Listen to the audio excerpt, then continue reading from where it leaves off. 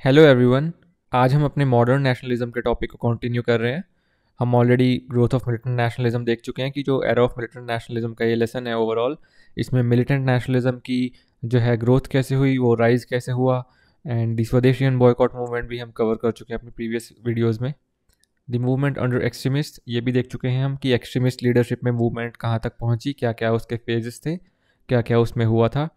अनलमेंट of partition जो 1903 में Curzon ने डिसीजन लिया था पार्टीशन करने का, एंड जो ऑफिशियली 1906 में बंगाल की पार्टीशन जो है कर दी गई थी, वापस क्यों ले लिया गया था उस डिसीजन को, वो भी हमने देखा। हमने ओवरऑल इवैल्यूएशन भी करी अपनी प्रीवियस वीडियो में स्वदेशी मूवमेंट की कि इसने एक्चुअल में क्या रोल निभाया है हमारे फ्रीडम स्ट्रगल में, और ये बेसिकली फेड क्यों हुई। फेड इन द सेंस जो इसका मोमेंटम था वो इवेंचुअली स्लो कैसे हुआ। आज हम कवर करेंगे सूरत स्प्लिट को, कि जो कांग्रेस का स्प्लिट हुआ था 1907 में, कांग्रेस के सूरत के जो सेशन में इवेंचुअली आके जो पार्टी बट चुकी थी दो हिस्सों में, वो क्यों हुआ। वो हम आज जानेंगे कि क्या क्या हमारे लीडर्स में ऐसा डिससेटिस्फैक्शन रहा था एक दूसरे के आइडियोलॉजीज़ के प्रति कि इन दी एंड आके उन्हें एक स्प्लिट करना ही पड़ा अपनी पार्टी में। तो आज हम वो कवर करेंगे। So let's start with our topic. First point है हमारा, moderate methods give way to extremist modes. तो जो बेसिकली एक्सट्रीमिस्ट लीडर थे हमारे, जो उनके मेथडोलॉजी थी, जो उनकी ओवरऑल अप्रोच थी मूवमेंट को लेके, नेशनल मूवमेंट को लेके, उसने जो है हमारे मॉडरेट्स के जो मेथड्स थे और अप्रोच थी उसे रिप्लेस कर दिया गया था। वो हम देखते हैं कि किस सेंस में करा था और क्यों करा था, ऐसा एक्चुअल में हुआ क्यों था। तो फर्स्ट पॉइंट है, the swadeshi and boycott movement made it clear that the moderates had outlived their utility and their politics of petition and speeches had become obsolete. So basically जो बॉयकॉट और स्वदेशी मूवमेंट हमारी हुई थी, उसने ये साफ कर दिया था कि जो मॉडरेट्स हैं, जो हमारे मॉडरेट नेशनलिस्ट थे, अर्ली फेज के नेशनलिस्ट जिन्हें बोला जाता है, जिनके मेथड्स इन्वॉल्व करते थे petition and speeches, constitutional agitation, जो हम ऑलरेडी कवर कर चुके हैं अपने प्रीवियस सेक्शन में। तो ये जो बात कही गई है यहाँ पे कि जो स्वदेशी मूवमेंट है उसने ये प्रूव कर दिया था कि जो मॉडरेट्स के तरीके हैं, ये प्रेयर और पेटिशन वाले, बातचीत करने वाले, अंग्रेज़ों को लिखित में एक तरीके से उनको लिख के कि भाई हमारी बात मान लो प्लीज़, मॉडरेट्स ने अपनी तरफ से ट्राई कर लिया है, लेकिन इससे कोई इन दी एंड कोई मेजर रिजल्ट अभी तक निकल के नहीं आया है। और अंग्रेज़ जो हैं वो डे बाय डे कोई ना कोई ऐसी पॉलिसीज़ जो है लेके आ रहे हैं कि भाई जो हमारे ओवरऑल जो हमारी कंट्री है उसे डिसरप्ट करे जा रही है, उसकी पीस को डिवीज़न आते जा रहे हैं, पॉलिटिकल भी और माइंडसेट के डिवीज़न भी पैदा होते जा रहे हैं लोगों में, रिलीजियस बेसिस पे डिवीज़न आते जा रहे हैं। तो ये सब जो पॉलिसीज़ हैं ये नेगेटिव पॉलिसीज़ थी, और इन पॉलिसीज़ के अगेंस्ट हमारे मॉडरेट्स ने जो एक्शन लिए थे उनसे कोई जो है फाइनल एक बहुत ही कॉन्क्रीट डिसीजन कभी निकल के आया ही नहीं। हमारे जो मॉडरेट्स हैं उनकी पेटिशन और स्पीचेस के मेथड से कोई ऐसा सॉलिड आज तक हुआ नहीं था इस टाइम तक। इसलिए जो है ये ऑब्सोलीट कहा जाता है इनके इन मेथड को, कि ये अभी आउटडेटेड है, ये अब वर्क करेंगे ही नहीं कभी भी आगे हमारी नेशनल मूवमेंट और फ्रीडम स्ट्रगल में। इनकी कोई नीड है ही नहीं, अब ऐसा लगता ही नहीं है कि ऐसे मेथड से अंग्रेज़ अब हमारी कभी बात मानेंगे या सुनेंगे। इसलिए जो है ये ऑब्सोलीट कहा गया है हमारे मॉडरेट्स के मेथड्स को।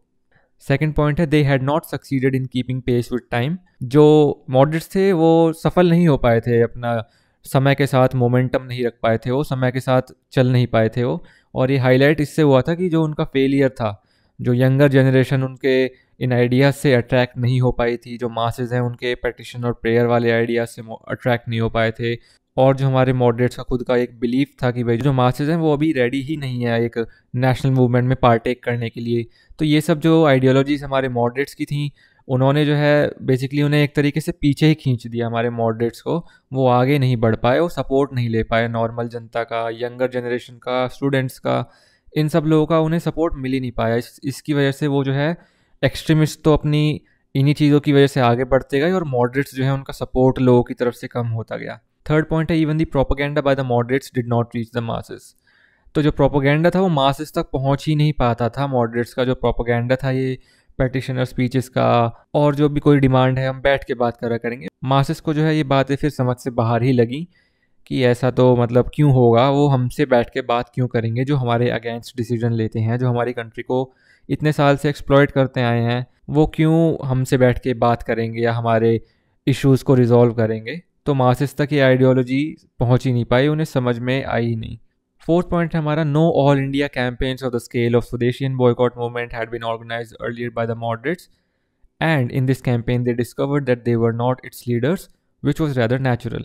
तो जो मॉडरेट्स थे उन्होंने इस क्या किसी भी आज से पहले मूवमेंट को या किसी भी अपने जो मांग है या कुछ एजिटेशन है उसे ऑल इंडिया स्केल पे ले जाने की कभी कोशिश ही नहीं करी। और ये जहाँ तक कि ये जो स्वदेशी और बॉयकॉट मूवमेंट है तो काफ़ी बड़ी मूवमेंट रह चुकी है हिस्ट्री में।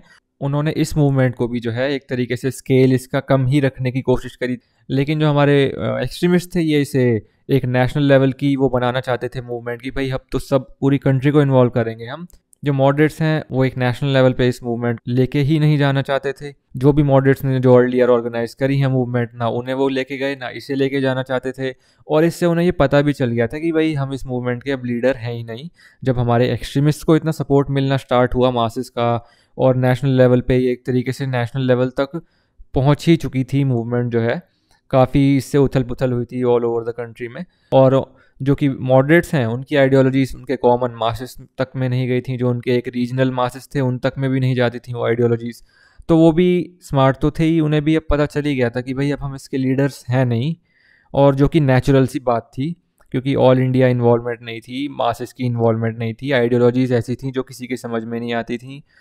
और वही सब रीजंस रहे कि हमारे जो मॉडरेट्स हैं एक तरीके से पिछड़ते चले गए इस नेशनल मूवमेंट के फेज़ में, स्वदेशी मूवमेंट के फेज़ में और फ्रीडम स्ट्रगल के फेज़ में।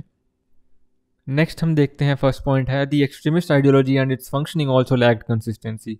तो जो एक्सट्रीमिस्ट हैं भले ही उन्होंने काफ़ी मॉडरेट से ज़्यादा तो अपना ग्राउंड बना लिया था, लोगों में उनकी वाहवाही भी हो चुकी थी, उनका सपोर्ट भी बहुत ज़्यादा था, लेकिन उनकी आइडियोलॉजी भी जो है और उस आइडियोलॉजी की फंक्शनिंग जो है, जो उनकी सोच थी, जो उनका प्लान था, जो भी उनके थिंकिंग थी अपनी मूवमेंट के प्रति, उसमें भी कंसिस्टेंसी नहीं थी उनके आइडियाज़ में भी। तो इसमें यह भी लिखा है कि जो मेंबर्स थे वो सीक्रेट सिंपथेसाइजर्स थे to those who oppose any kind of political violence. तो बेसिकली उसमें काफ़ी सारे ऐसे लोग भी थे जो पॉलिटिकल वायलेंस के अगेंस्ट भी थे, इवन दो उनकी एक्सट्रीमिस्ट में इन्वॉल्वमेंट थी। तो इनमें भी कंसिस्टेंसी नहीं थी। हमने ये देखा कि कंसिस्टेंट ये भी नहीं थे कि भाई एक्सट्रीमिस्ट हैं तो सारे एक्सट्रीमिस्ट ही हैं कि भाई हम तो वायलेंस करेंगे, सारे सबकी एक जैसी सोच थी। नहीं, ऐसी सबकी सोच नहीं थी। उसमें कुछ कुछ ऐसे सीक्रेटली सिंपथेसाइजर्स भी थे, सीक्रेटली जो अपना चाहते थे कि भाई ना हो मार धाड़ या कुछ ना हो, वो अपोज करते थे any kind of political violence को, एक्सट्रीमिस्ट हो के भी। सेकंड है हमारा इट्स लीडर्स औरोबिंदो। जो हमारे औरोबिंदो घोष थे और हमारे तिलक थे, बिपिन चंद्र पाल थे, लाला लाजपत राय थे, उनके जो डिफरेंट परसेप्शंस थे ऑफ देयर गोल। तो गोल तो था लेकिन हर लीडर के माइंड में एक अलग अलग उस गोल की छवि बनी हुई थी, उस गोल का मीनिंग ही अलग था। जैसे तिलक के लिए स्वराज का मतलब सेल्फ गवर्नमेंट था, और औरोबिंदो के लिए ये था कि भाई complete independence from foreign rule, की अंग्रेज़ों का यहाँ पे कोई नामो निशान ही नहीं होगा। तो स्वराज के मीनिंग भी हम देख सकते हैं कि तिलक के लिए अलग थे, औरोबिंदो के लिए अलग थे, सबके लिए इस मूवमेंट का गोल बेसिकली अलग ही था। चाहे वो एक था कि भाई एंटी ब्रिटिश था, इन यूनिफाइड तो था भाई, एक प्राइमरी गोल था एंटी ब्रिटिश, लेकिन उस एंटी ब्रिटिश में भी फिर डाइवर्सिफिकेशन थी कि भाई किसी को स्वराज चाहिए तो उसकी स्वराज की डेफिनेशन अलग थी, किसी की स्वराज की डेफिनेशन अलग थी, किसी का गोल ये था कि भाई हम उनके साथ रह के ही काम करेंगे, हमें इन्वॉल्वमेंट चाहिए। तो हम देख सकते हैं कि नेशनल मूवमेंट इस फेज़ में अभी भी काफ़ी डाइवर्सिफाइड थी, कोई एक पर्टिकुलरली हमारा गोल था ही नहीं वो इंडिपेंडेंस का या एंटी ब्रिटिश का इस फेज़ में आके। मतलब वो फीलिंग तो हो चुकी थी पैदा, जैसा हमने डिस्कस करा है प्रीवियस वीडियोस में कि प्रीवियस मूवमेंट से हम अगर कंपेयर करें तो इस मूवमेंट में वो फीलिंग आ चुकी थी लोगों में, इंडिपेंडेंस वाले आइडियाज़ भी आने लग गए थे। जैसे हमारे औरोबिंदो घोष ने बोला भी है, complete independence from foreign rule. ये आइडियोलॉजीज़ अब लोगों के माइंड में आने लग गई थी, बट ये उस स्केल पे नहीं थी, ये उस परसेंटेज में नहीं थी। मासेज में भी और लीडर्स में भी डिवीजन थे जैसा अभी हमने पढ़ा, और इनकी आइडियोलॉजी भी एक सेम नहीं थी, वो भी कहीं ना कहीं मिसिंग थी एक प्राइमरी गोल से। लेकिन आइडिया आ चुका था इंडिपेंडेंस का। इस स्टेज में हमने ये पढ़ा है लेकिन कि जो स्वराज वगैरह का ये जो इंडिपेंडेंस, कंप्लीट इंडिपेंडेंस का आइडिया है, ये अभी भी कॉन्क्रीट तरीके से नहीं आया है। तो इसी वजह से भी जो है दोनों में आइडियोलॉजिकल डिफरेंसेस थे हमारे एक्सट्रीमिस्ट और मॉडरेट्स में, जो कि स्प्लिट को जो है रिजल्ट देंगे। नेक्स्ट है हमारा, but at the politico ideological level their emphasis on mass participation on the and on the need to broaden the social base of the movement was a progressive improvement upon the moderate politics। तो भले ही जो भी उनकी ideologies रही हों, चाहे वो ideologies conservative रही हों, उनकी बेसिस कुछ और रहे हों, लेकिन जो उनका एक मोटा मोटा मुद्दा था कि मास पार्टिसिपेशन का, उसने जो है एक तरीके से वो मॉडरेट जो पॉलिटिक्स थी, जो मॉडरेट्स के मेथड्स थे जिसमें मासेस की इन्वॉल्वमेंट बहुत कम थी और बेसिकली नेग्लिजिबल थी, उसने उसको रिप्लेस करा और एक तरीके से पॉजिटिव एलिमेंट निकल के आई ओवरऑल फ्रीडम स्ट्रगल और नेशनल मूवमेंट के उस फेज़ में, स्वदेशी मूवमेंट के उस फेज़ में। ये पॉजिटिव एलिमेंट था, प्रोग्रेस थी इसमें कहीं ना कहीं, और ये इम्प्रूवमेंट भी थी हमारे मॉडरेट्स की मेथड्स में। और क्योंकि मास पार्टिसिपेशन एक्सट्रीमिस्ट के साथ जो थी वो बहुत ज़्यादा स्केल की थी कंपेयर टू द मॉडरेट्स, क्योंकि मॉडरेट्स और मासेस के तो खुद ही जो है सोच में बहुत फ़र्क था, लेकिन एक्सट्रीमिस्ट जो थे मासेस को साथ लेके चलते थे। तो एक तरीके का ये पॉजिटिव पॉइंट भी रह चुका है एक्सट्रीमिस्ट की खुद की जो आइडियोलॉजी है, जो उनकी वर्किंग थी उसमें। नेक्स्ट पॉइंट है हमारा, they raised patriotism from an academic pastime to one of service and sacrifice for the country, but the politically progressive extremist proved to be social reactionaries. तो ये point, ये जो लिखा है इसमें ये लिखा है कि भाई उन्होंने पेट्रियटिज्म की जो फीलिंग थी वो सिर्फ एक एकेडमिक वाली फीलिंग नहीं रही थी, एकेडमिक पास टाइम वाली, कि जो भाई हमारे मॉडरेट्स थे वो पेट्रियट्स इन द सेंस ऐसे पेट्रियट्स थे कि भाई सिर्फ पढ़ाई करके उनमें पेट्रियटिज्म जागा था या वगैरह वगैरह, ऐसी बातें हम कह सकते हैं कि एक्सट्रीमिस्टों ने मॉडरेट्स के टूवर्ड्स ऐसा बिलीफ रखा था।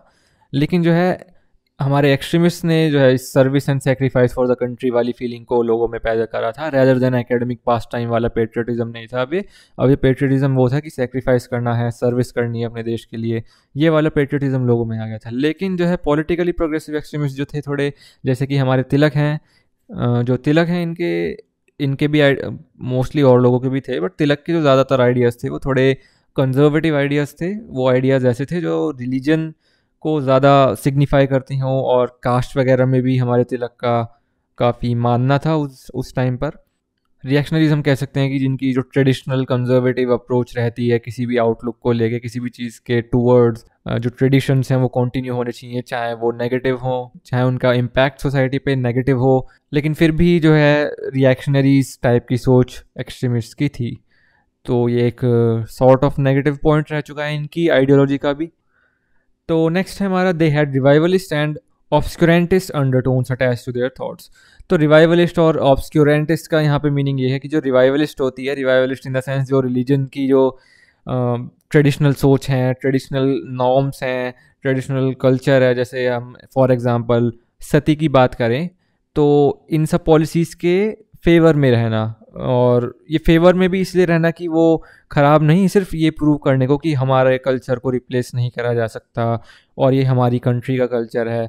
इस टाइप की जो सोच होती है उसे रिवाइवलिस्ट सोच कह सकते हैं। और ऑब्सक्योर जो होती है सोच, तो इसके अंडरटोन्स अटैच थे। अंडरटोन्स इन द सेंस इस पर्टिकुलर एक्सट्रीमिस्ट की लीडरशिप में एक फील थी, एक अंडरटोन थी, एक कैरेक्टर जो था वो रिवाइवलिस्ट सॉर्ट ऑफ कैरेक्टर था, ट्रेडिशनलिस्ट थिंकिंग का। लेकिन इनका जो ऑब्जेक्शन था वो इसलिए था ऐसे रिफॉर्म्स के अगेंस्ट कि भाई जो लोग हैं वो खुद अपने डिसीजन लेंगे, तुम कौन होते हो हमारी सरकार में ऐसे डिसीजन लेने वाले। तो ऐसा नहीं था कि वो इनके अगेंस्ट वैसे नहीं थे कि भाई ये गलत डिसीजन है, उनका एजिटेशन ये था कि भाई ये अगर सही भी डिसीजन है तो इसे हम ही लेंगे, ये हमारी सरकार है, हमारा देश है, हम चलाएंगे, तुम कौन होते हो। तो ये उनकी बेसिक आइडियोलॉजीज थी।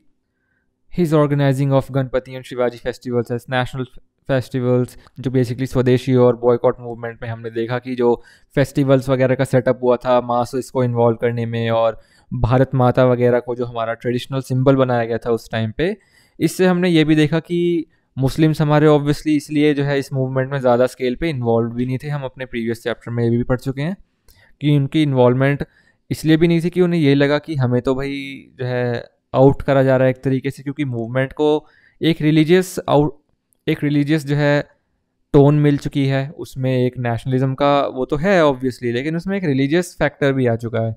इसलिए हमारे मुस्लिम्स भी इन्वॉल्व नहीं हुए थे काफ़ी इस मूवमेंट में, जैसा कि हम पढ़ चुके हैं। और इन्हीं कुछ रीजंस की वजह से जो तिलक हैं उन्हें हिंदू नेशनलिस्ट का भी एक जो है टाइटल दिया गया कि भाई ये तो नेशनलिस्ट नहीं है, तो हिंदू नेशनलिस्ट हैं। और इसकी वजह से ही हमारे मुस्लिम्स जो है थोड़ा और दूर जाते गए इस मूवमेंट से, उन्हें क्योंकि ये लगा कि हमारे तो मतलब हमें जो है एक्सक्लूड करा जा रहा है। Similarly Bipin Chandra Paul Aurobindo spoke of A Hindu nation. तो वही हमारे जो औरबिंदो थे, बिपिन चंद्र पाल थे, वो जो है एक हिंदू नेशन की आइडियोलॉजी देने लग गए थे, हिंदू इंटरेस्ट में उनकी बातें थीं। तो जो एलियनेट हो गए थे इससे काफ़ी मुस्लिम्स जो थे मूवमेंट से, वो थोड़े पीछे हटने लग गए थे कि यार हमारा जो इन्वॉल्वमेंट है या हमारा जो एक तरीके की सिग्निफिकेंस है वो हमें दिख नहीं रही है, क्योंकि जो मोस्टली लीडर्स हैं वो हिंदुज़म की बातें ज़्यादा कर रहे हैं। इसलिए उन्हें फिर एलियनेटेड वाली फीलिंग आई, इसलिए वो अपने पीछे भी हटते गए धीरे धीरे। Though the seemingly revivalist and obscurantist tactics of the extremists were directed against the foreign rules, they had effect of promoting an unhealthy relationship between politics and religion, the bitter harvest of which the Indians had to reap in later years. तो basically ये जो revivalist और ऑब्सक्यूरेंटिस्ट जो theories थी, ये undertones, ये character था हमारे एक्सट्रीमिस्ट लीडर्स का, ये बेसिकली इसलिए ही था कि भाई उन्हें दिखाने को, हमारे ब्रिटिश को दिखाने को कि देखो हम एक हिंदू राज्य हैं, या हम देखिए कि कितने हमारे अपने कल्चर को बढ़ावा देते हैं। इसमें ऐसा कुछ नहीं था कि मुस्लिम्स को नीचा दिखाना या मुस्लिम्स को आउट करना अपनी मूवमेंट से। वो एक तरीके से आप कह सकते हैं कि ऐसा हो चुका था एटमॉस्फेयर, वो माइंडसेट की। एक तो ये कर्जन वगैरह की जो पॉलिसीज थी, उन्होंने ऑलरेडी माइंडसेट ऐसा कर दिया था, हिंदूज एंड मुस्लिम्स के बीच में फूट तो वो डाल ही चुके थे। और ये जो हमारे एक्सट्रीमिस्ट थे, इनकी थोड़ी अप्रोच उस साइड में रही कि भाई हिंदुज़म की थोड़ी ज़्यादा ये बातें इसलिए करने लग गए थे अंग्रेज़ों को दिखाने के लिए कि हम कितने स्ट्रॉन्ग हैं वगैरह वगैरह। तो वो बातें फिर उल्टी सेंस में हमारे मुस्लिम लोगों को ये लगा कि भाई ये तो हमें इन्वॉल्व ही नहीं करना चाह रहे, तो साइड ही हट जाते हैं हम खुद ही। ये सब पर्पस थे प्राइमरी। लेकिन जो है इसका क्या हुआ कि जो इसका इफेक्ट था कि अनहेल्दी रिलेशनशिप जो आ चुके थे रिलीजन्स में, पॉलिटिक्स में जो रिलीजन की इन्वॉल्वमेंट आज भी हम देखते हैं अपनी कंट्री में, कि जो पॉलिटिक्स है उसमें रिलीजन की इन्वॉल्वमेंट काफ़ी हद तक है। तो ये जो bitter harvest of which the Indians had to reap in later years. तो नेक्स्ट हमारा पॉइंट है कि events that led to the split. तो एक्चुअल में ऐसा हुआ क्या था जिसकी वजह से जो कांग्रेस है उसमें स्प्लिट आया था। तो कांग्रेस जो है स्प्लिट हुई थी सूरत सेशन में दिसंबर 1907 के। इम्पॉर्टेंट डेट है ये। सेशन कौन सा था? सूरत का था। दिसंबर 1907 का सेशन था जब कांग्रेस में स्प्लिट आया, जब रेवोल्यूशनरी एक्टिविटी जो थी उसने मोमेंटम गेन कर लिया था। तो और ये भी बोला गया है कि ये जो दो इवेंट्स हैं ये अनकनेक्टेड नहीं थे। अनकनेक्टेड इन द सेंस कि जो रेवोल्यूशनरी एक्टिविटी है इसका जो मोमेंटम था वो ऊपर जब जा रहा था, और ये जो स्प्लिट हुआ इनमें एक इंटरलिंक था। तो फर्स्ट पॉइंट हमारा है, इन दिसंबर 1905 बनारस सेशन में, इंडियन नेशनल कांग्रेस का जो बनारस सेशन था वो गोपाल कृष्ण गोखले ने जो है प्रिजाइड करा था, and the moderate extremist differences became prominent.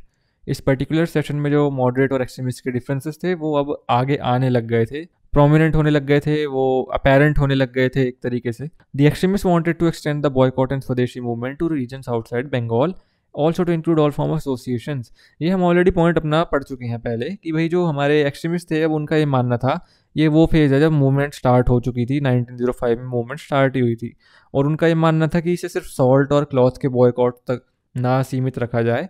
इस मूवमेंट को हम गवर्नमेंट सर्विस के बॉयकॉट भी करेंगे, इसमें कोर्ट्स का भी बॉयकॉट करेंगे, और जो भी ब्रिटिश सरकार से रिलेटेड सर्विसेज हैं, जितनी भी कोई भी चीज़ है उसे हम बॉयकॉट करेंगे, और नेशन वाइड मूवमेंट हम अपनी चलाएंगे। ऐसा जो है बनारस सेशन में बात रखी गई थी हमारे एक्सट्रीमिस्ट के द्वारा। और हमारे एक्सट्रीमिस्ट जो है they wanted a strong resolution in the sense कि वो चाहते थे कि भाई मॉडरेट्स भी जो है उनका इस बात में समर्थन करें और उनके प्रोग्राम को सपोर्ट दें, बनारस सेशन में जो ये बात रखी गई थी। लेकिन जो मॉडरेट्स थे वो इस चीज़ के फेवर में नहीं थे उस टाइम पर, कि बंगाल से बाहर इस मूवमेंट को जो है एक्सटेंड करने का कोई लॉजिक नहीं है, ऐसा उनका मानना था।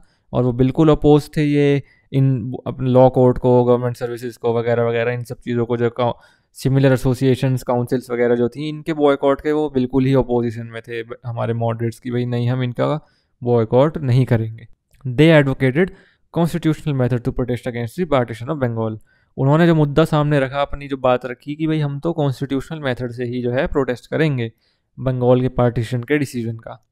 तो ये भी हम देख सकते हैं कि कैसे जो डिफरेंसेस हैं वो अपेरेंट होते जा रहे हैं, कि भाई उन्होंने एक मुद्दा अपने सामने रखा, अपने एक्सट्रीमिस्ट की एक जो ओपिनियन था उन्होंने उसे मॉडरेट्स के सामने रखा, और मॉडरेट्स ने उसे आउटराइट जो है रिजेक्ट कर दिया, क्योंकि दोनों के आइडियोलॉजीज़ के डिफरेंसेस काफ़ी थे। हमारे मॉडरेट्स जो हैं वो इसे जो बंगाल से बाहर नहीं ले जाना चाहते थे, ऑन दी अदर हैंड हमारे एक्सट्रीमिस्ट जो है इसे नेशन वाइड मूवमेंट बनाना चाहते थे। तो अब ये धीरे धीरे बातें आने लग गई हैं, हमारे स्प्लिट की तरफ हम बढ़ते जा रहे हैं, ऐसा अपेरेंट हो चुका है अब। नेक्स्ट है हमारा as a compromise a relatively mild resolution condemning the partition of Bengal and the reactionary policies of Curzon and supporting the Swadeshi boycott program in Bengal was passed। तो कॉम्प्रोमाइज़ हुआ, हमारे मॉडरेट्स और एक्सट्रीमिस्ट में ये compromise हो गया। Extremist हमारे मान गए थे चलो बंगाल तक ही सीमित रखते हैं इसे, स्वदेशी और बॉयकॉट प्रोग्राम को, और जो है कंडमनेशन हुई, डिसअप्रूवल दिखाया, लोगों ने प्रोटेस्ट करा थोड़े बहुत स्केल पे। इसने जो है स्प्लिट को एक तरीके तक थोड़े टाइम तक रोक दिया था इस कॉम्प्रोमाइज़ ने। नेक्स्ट हमारा पॉइंट है the कैलकाता session of the Congress in December 1906 the moderate enthusiasm had cooled a bit. तो जो कैलकाता सेशन हुआ था कांग्रेस का 1906 में, अभी हम 1905 के डिसीजन को प्रीवियसली डिस्कस कर रहे थे, बनारस का जो सेशन था, और मॉडरेट एंथुजियाज्म जो है अब ठंडा हो चुका था, क्योंकि जो एक्सट्रीमिस्ट हैं वो थोड़ी पॉपुलैरिटी गेन करने लग गए थे काफ़ी ज़्यादा लेवल की, क्योंकि जो उनका ये मेथड था मासेस को इन्वॉल्व करने का वो काफ़ी पॉपुलैरिटी गेन कर चुका था। मासेस उनके साथ लगने लग गए थे, मासेस को जो ये आइडियाज़ हैं एक्सट्रीमिस्ट के ये पसंद आने लग गए थे, इसीलिए जो है उनकी पॉपुलैरिटी बढ़ती गई। Revolutionaries and because of communal riots, और ये कम्युनल राइट्स भी होने लग गए थे, इसलिए हमारे जो मॉडरेट्स हैं वो पीछे हटने लग गए, क्योंकि वायलेंस में उनका बिलीव नहीं था, उन्हें ये आइडियाज़ अच्छे नहीं लगते थे। यहाँ जो है एक्सट्रीमिस्ट ने मांग करी कि जो कांग्रेस है उसके जो प्रेसिडेंट हो नेक्स्ट वो या तो तिलक हो या लाला लाजपत राय हो। लेकिन मॉडरेट्स का प्रपोजल ये था कि भाई दादा भाई नौरोजी हों, जो कि वाइडली रिस्पेक्टेड थे by all the nationalist, by all the nationalist in the sense कि इवन एक्सट्रीमिस्ट भी जो है हमारे दादा भाई नौरोजी को बहुत इज्जत देते थे। तो यहाँ पे भी एक तरीके का कॉम्प्रोमाइज़ होगा कि भाई उनकी मांग तो तिलक या लाजपत राय जी को बनाने की थी, लेकिन उनकी मांग दादा भाई नौरोजी को करने की थी लीडर इलेक्ट। तो यहाँ पे भी हम देखेंगे कि फाइनली जो है Dadabhai Naoroji was elected as the president and as a concession to the militants. तो कंसेशन इन द सेंस जो उनकी डिमांड थी प्रीवियसली कि इसको नेशनल लेवल पे लेके जाया जाए इस मूवमेंट को, जो एक्सट्रीमिस्ट की डिमांड थी, और बॉयकॉट को जो है सिर्फ कपड़े तक सीमित ना रखा जाए, नमक तक सीमित ना रखा जाए, थोड़ी और भी चीज़ों को बॉयकॉट करा जाए। तो जैसे हमारे दादा भाई नौरोजी को प्रेसिडेंट हमारे मॉडरेट्स ने एक तरीके से, एक्सट्रीमिस्ट ने भी उनकी बात मानी कि भाई उनका मानना ये था नौरोजी सर को बनाया जाए प्रेसिडेंट कांग्रेस का उस टाइम पे। तो उन्होंने भी उनकी बात को इज्जत दी भाई, और नौरोजी सर हमारे ऑलरेडी रिस्पेक्टेड थे अमंग ऑल द नेशनलिस्ट, और इसलिए उन्हें दोबारा जो है कांग्रेस का लीडर बनाया गया। और उन्होंने एज अ हमारे एक्सट्रीमिस्ट की जो डिमांड थी उन्हें भी पूरा करा एक तरीके से कि उन्होंने आईएनसी का जो गोल था उसे जो है स्वराज वहाँ पे बताया गया कि जो इंडियन नेशनल कांग्रेस का भी अल्टीमेट गोल है वो स्वराज्य है। जो कॉलोनीज थी ये ब्रिटिश की ऑलरेडी, ऑस्ट्रेलिया और कनाडा, इनकी तरह हमारा भी एक सेल्फ रूल होगा। और ये जो रेजोल्यूशन था एक और ये भी पास करा गया था कि programme of swadeshi and boycott and national education was pass. Next हमारा पॉइंट है the word Swaraj was mentioned for the first time but it's connotation was not spelled out, which left the field open for differing interpretations by the moderates and the extremists। तो 1906 के session की बात चल रही है हमारी, जहाँ पे ये दादा भाई नौरोजी ने जो स्वराज का एक वर्ड है ये आईएनसी के सेशन में पहली बार डिस्कस हो रहा था, और जो लेकिन जो है इसका जो कॉनोटेशन है, जो इसका एक्चुअल मीनिंग है, जो इसका ट्रू मीनिंग होता है इस वर्ड का, वो मिसिंग था। वो ना ही हमारे मॉडरेट्स ने स्पेसिफाई करा था, ना ही हमारे एक्सट्रीमिस्ट ने स्पेसिफाई करा था। तो मिक्स टाइप की इंटरप्रिटेशन हो गई थी उसकी, किसी ने उसे कुछ और समझा, किसी ने उसे कुछ और समझा। जैसा कि हम पढ़ ही चुके हैं कि जो तिलक थे उनका मानना ये था कि स्वराज मीन्स सेल्फ गवर्नमेंट, लेकिन जो हमारे औरोबिंदो घोष थे उनका मानना ये था कि स्वराज का मतलब कंप्लीट इंडिपेंडेंस है फॉरेन रूल से। तो वो ये इंटरप्रिटेशंस कहीं ना कहीं लोगों ने जो है अलग अलग इंटरप्रेट कर लिया था इस पर्टिकुलर वर्ड को, क्योंकि इसका एक पर्टिकुलर मीनिंग, एक लिटरल सेंस, एक जी एक परमानेंट यही मीनिंग है, इसको ही हमें अटेन करना है। स्वराज का मीनिंग भी उस टाइम पर लोगों में अलग अलग टाइप का इंटरप्रेट हो गया था हमारे लीडर्स के बिटवीन। नेक्स्ट हमारा है कि the extremists encouraged by the proceeding at the Calcutta session gave call for wide passive resistance and boycott of schools, colleges, legislative councils, municipalities, law courts, etc. The moderates, encouraged by the news that the council reforms were on the anvil, decided to tone down the Calcutta program। तो कैलकाता session में जो discuss हुआ था कि भाई हमारा boycott होगा, schools का भी बॉयकॉट होगा, तो एक्सट्रीमिस्ट उसी बात से एनकरेज हो गए थे। फिर उन्होंने जो है एक बिल्कुल पैसिव रेजिस्टेंस की कॉल दे दी थी मासेज में, हम पैसिवली रेजिस्ट करेंगे इस पर्टिकुलर पार्टीशन के अगेंस्ट, और हम बॉयकॉट करेंगे स्कूल्स का, कॉलेजेस का, इवन काउंसिल्स का भी, म्यूनिसिपैलिटीज़ का, लॉ कोर्ट्स का, वही जो बातें आज से पहले 1905 के सेशन में रखी गई थी। और उसको एक तरीके से हमारे मॉडरेट्स हैं उन्होंने साइड कर दिया था इस बात को, लेकिन 1906 में ये बात उन्होंने एक्सेप्ट भी कर ली थी एक हद तक। लेकिन एक्सट्रीमिस्ट जो थोड़े ज़्यादा इनकरेज हो गए थे इस कैलकाता सेशन से, और वो इसे खुद ही नेक्स्ट लेवल पे ले गए थे। उन्होंने इन सब चीज़ों के बॉयकॉट करना भी कर दिया था, काउंसिल वगैरह के स्टार्ट। और जो मॉडरेट्स हैं उन्हें ये जब खबर मिली थी कि भाई रिफॉर्म्स आने वाले हैं काउंसिल के, जो काउंसिल्स एक्ट ऑफ 1909 आने वाला था, तो they decided to tone down the Calcutta programme. फिर उन्होंने ये सोचा कि भाई कैलकाता का ये जो हमने डिसीजन लिया है इसे थोड़ा अब वापस से धीरे लाया जाए, क्योंकि हमारे रिफॉर्म्स, हमारे ब्रिटिश हमें रिफॉर्म्स देने वाले हैं, तो ये इस एजिटेशन का कोई पॉइंट नहीं है। नेक्स्ट हमारा पॉइंट है the two side seem to be heading for a showdown. The extremists thought that the people had been aroused and the battle for freedom had begun. They felt the time had come for a big push to drive the British out and considered the moderates to be drag on the movement. They decided that it was necessary to part company with the moderates even if it meant a split in the Congress. तो इसमें basically जो बताया हुआ है वो ये है कि the two sides seem to be heading for a showdown. अब जो है कि शोडाउन के टूवर्ड्स जा रहे थे, शोडाउन इन द सेंस कि फाइनल वो मोमेंट आने ही वाला था, स्प्लिट का जो मोमेंट होना था। The extremist thought that the people had been aroused and the battle for freedom had begun. तो the extremist thought that the people had been aroused and the battle for freedom had begun. तो extremist को ये लगने लग गया था कि उन्होंने लोगों में जो है फ्रीडम की फीलिंग जो है वो जगा दी है, फ्रीडम स्ट्रगल की, नेशनल जो है इस मूवमेंट को आगे लेके जाने की, ऑल इंडिया मूवमेंट बनाने की, इससे जो फीलिंग है वो उन्होंने क्रिएट कर दिया है लोगों के माइंड में। उन्हें लगा कि भाई अब समय आ चुका है ब्रिटिश को यहाँ से निकालने का, and consider the moderates to be a drag. और वो मॉडरेट्स को अब एक ड्रैग इन द सेंस कि भाई मॉडरेट्स हैं वो हमें अब स्लो कर रहे हैं इस पर्टिकुलर गोल को अचीव करने से। उन्होंने डिसाइड करा कि अब नेसेसरी है मॉडरेट से अलग हट जाना, चाहे इस कांग्रेस में स्प्लिट ही क्यों ना आए इसकी वजह से। तो अब हम देख सकते हैं कि भाई जो इनमें अब डिवीजन का पॉइंट है वो आ चुका है। इन दोनों में आइडियोलॉजीज के डिफरेंस थे जो हम शुरू से पढ़ते ही आए हैं, और वो इन दी एंड आके फाइनली स्प्लिट कर ही देंगे। तो नेक्स्ट है हमारा the moderates thought that it would be dangerous at that stage to associate with the extremist whose anti imperialist agitation it was felt would be ruthlessly suppressed by the mighty colonial forces. तो moderates को ये लगता था कि भाई जो ये हमारे एक्सट्रीमिस्ट हैं इनसे एसोसिएशन रखना उस टाइम पर सही नहीं होगा, क्योंकि जो इनकी एजिटेशन है, एंटी इंपीरियलिस्ट एजिटेशन जो थी इनकी थोड़ी एग्रेसिव थी, और जो ये जो मूवमेंट ये जो एजिटेशन कर रहे हैं जो रूथलेसली सप्रेस कर दी जाएगी कॉलोनियल फोर्सेस के द्वारा, इसलिए इनसे थोड़ा दूरी करी जाए। तो जो मॉडरेट्स हैं उन्होंने जो अपने सपने जो थे उनके इंडियन एडमिनिस्ट्रेशन में बैठने के, इंडियन एडमिनिस्ट्रेशन में पार्टिसिपेशन करने के, वो सपना उनका सच होने वाला था। उन्हें ऐसा लगता था कि जो काउंसिल रिफॉर्म आने वाले हैं वो एक तरीके से इस पर्टिकुलर जो उनका ड्रीम था उसे पूरा करने वाले हैं। लेकिन जो कांग्रेस है अगर उसने इस स्टेज पे आके कोई ऐसा एक्शन लिया, ऐसा अगर कोई एक्शन लिया गया तो वो हमारी खुद की इमेज को डाउन करेगा। जो वहाँ की लिबरल सरकार थी इंग्लैंड में, जो लिबरल पावर आ चुकी थी, उनके जो माइंडसेट में हमारी इमेज जो है डाउन हो जाएगी, जो कि हमने बनाई है कि भाई हम बहुत कॉन्स्टिट्यूशनल एजिटेशन करते हैं और अपना हमारा जो भी मुद्दा है हम उसे बहुत शांति से आपके सामने रखते हैं। तो ये वाली इमेज हट जाती है उस टाइम पे वहाँ की सरकार के माइंड से। जो मॉडरेट्स ने ये इमेज बनाई थी कांग्रेस वगैरह की कि हम तो एक बहुत ही ऐसी पॉलिटिकल पार्टी हैं जो कि एक कॉन्स्टिट्यूशनल तरीके से अपने रिफॉर्म्स की मांग करती हैं, अपनी डिमांड्स को मांगती हैं। तो जो वहाँ की लिबरल गवर्नमेंट है उसके माइंड में जो इमेज जो क्रिएट करी थी मॉडरेट्स ने नेशनल कांग्रेस की, ओवरऑल पॉलिटिक्स की, इंडिया की, वो एक तरीके से कहीं ना कहीं डाउन हो जाती है, ऐसा हमारे मॉडरेट्स का मानना था। नेक्स्ट पॉइंट है हमारा the moderates were also ready to part company with the extremist. The moderates fail to realise that the council reforms were meant by the government more to isolate the extremist than to reward the moderates. तो जो moderates भी हैं वो भी ready थे जो extremist हैं उनका साथ छोड़ने के लिए।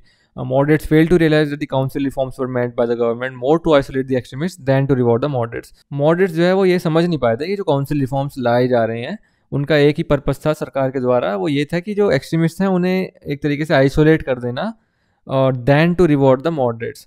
इसमें मॉडरेट्स का रिवॉर्ड कम था, इसमें मॉडरेट्स का ये कम था कि इनको पार्टिसिपेशन मिलेगी या कुछ मिलेगा। उसका प्राइमरी पर्पज़ ही यही था कि जो कांग्रेस है उसे उसमें जो है दरार डाल दी जाए, एक्सट्रीमिस्ट को अलग कर दिया जाए और मॉडरेट्स को जो है अलग कर दिया जाए। उसका पर्पस यही था जो हमारे मॉडरेट्स जो है उस टाइम पे देख नहीं पाए थे। नेक्स्ट पॉइंट है हमारा the extremist did not realise that the moderates could act as their front line of defence against state repression and neither side realise that in a vast country like India ruled by a strong imperialist power only a broad based nationalist movement could succeed.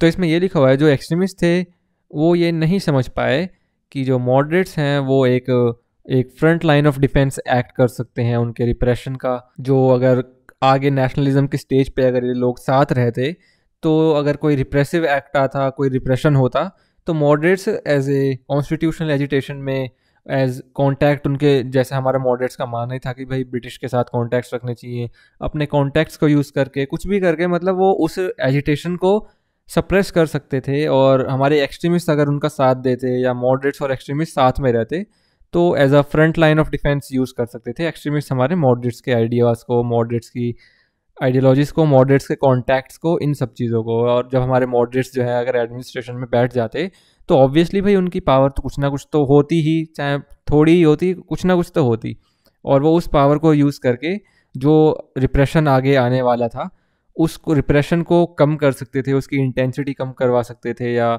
बाहर liberal government जो बैठी थी उनके आगे वो मुद्दे रख सकते थे। तो इस क्लियर पिक्चर को, इस ये जो बिग पिक्चर है, इसको वो देख नहीं पाए थे उस ज़माने में एक्सट्रीमिस्ट जो हैं। And neither side realise that in a vast country like India, और दोनों में से ही किसी भी साइड को ये रियलाइजेशन नहीं हुई थी कि जो इंडिया जैसा बड़ा देश है, जो इंपीरियलिस्ट पावर जिस पे आ चुकी है ऑल ओवर द कंट्री में है, उसे सिर्फ एक ब्रॉड बेस्ड नेशनलिस्ट मूवमेंट हरा सकती है। एक broad based in the sense कि जो यूनिफाइड मूवमेंट हो, मासेस की इन्वॉल्वमेंट हो, हर लेवल की उसमें इन्वॉल्वमेंट हो, सिर्फ वही एक नेशनलिस्ट मूवमेंट जो है सक्सीड हो सकती है एक इंपीरियलिस्ट पावर को हराने में, जो कि पूरे इंडिया पे राज कर रही थी उस टाइम पे। तो कहीं ना कहीं एक बिग पिक्चर का जो विजन हम कह सकते हैं, एक बड़ी पिक्चर का जो विजन था वो मिसिंग था। कहीं ना कहीं एक यूनिफाइड आइडियोलॉजी मिसिंग थी इस पर्टिकुलर स्टेज पे आके भी। नेक्स्ट पॉइंट है हमारा, the extremist wanted the 1907 session to be held in Nagpur central provinces with Tilak or Lajpat Rai as the president, along with a reiteration of the Swadeshi boycott and national education resolutions। तो जो हमारे extremist थे वो 1907 का जो session अब होना था वो नागपुर में कराना चाहते थे, जिसमें कि तिलक और लाजपत राय प्रिजाइडिंग प्रेसिडेंट होते उसमें, और इसमें रीइटरेशन भी होती स्वदेशी बॉयकॉट और नेशनल एजुकेशन रेजोल्यूशन की। बेसिकली जो बॉयकॉट मूवमेंट है उसमें दोबारा इसका डिस्कशन होता कि और हमें अब क्या क्या करना है, क्या क्या हमें बॉयकॉट करना है और भी ज़्यादा। तो ये 1907 सेशन में ये सब बातें रखी जाने वाली थी। तो नेक्स्ट ये, the moderates wanted the session at Surat in order to exclude Tilak from the presidency since a leader from the host province could not be session president, Surat being in Tilak's home province of Bombay. Instead, they wanted Rash Bihari Ghosh as the president and sought to drop the resolution on Swadeshi boycott and national education. तो जो moderates थे वो ये चाहते थे कि जो session है ना वो सूरत में हो, क्योंकि अगर वो सेशन सूरत में होगा तो तिलक उसके लीडर नहीं बन पाएंगे। जैसे कि तिलक जो है हमारे वो सूरत से बिलोंग करते थे और सेशन सूरत में ही होना था, और इसीलिए वो इस सेशन के लीडर नहीं बन सकते थे। तो हमारे मॉडरेट्स ने इसलिए यहाँ पे पर्टिकुलरली सूरत में ये सेशन रखा था, और वो चाहते थे कि राश बिहारी घोष जो है वो इसको प्रिजाइड करें इस सेशन को।